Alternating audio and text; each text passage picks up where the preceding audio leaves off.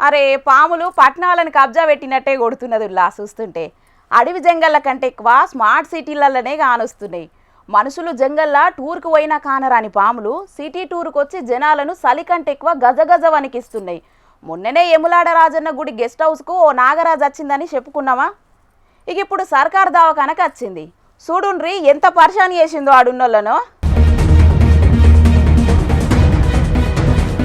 ఓ అన్న మెల్లగనే నీదికే అత్తున్నదిగా పాము ఆయంత కాటేజిక్క ఈల పనిసాలగుండా పాములు పట్టేతందుకు కట్టెనో పట్టుకారసొంటిదా వాడతారు గాని గిల్లు దవాఖాన్ల గ్లూకోజులు పెట్టే స్టాండ్ తోటే పామును హడలెత్తిస్తున్నారు. సూది మందులు పెట్టే బుడ్ల కింద జొరితే ఉషో ఉషో అనుకుంటా పేషెంట్ల దిక్కే అచ్చేతట్టు చేస్తున్నారు.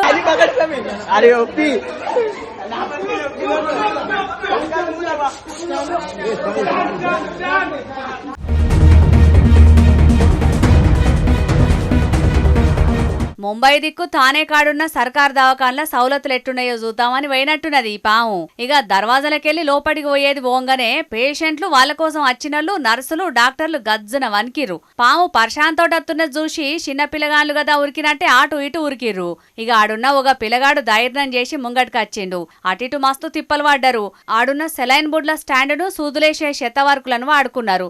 పామును వర్కుల జొర్రగొట్టి ఊరవతల అడవిలు ఇడిచిపెట్టిర్రు. పాము సంచులకు పోంగానే అందరినీ వైరు. కానీ ఇయాల రేపు కాంక్రీట్ జంగల్ల కత్తున్నగి పావులను చూస్తుంటే నరమానవులను చూసేతందుకే అవే సిటీ టూర్లు ఎత్తున్నట్టు కొడుతున్నది పోర్రి.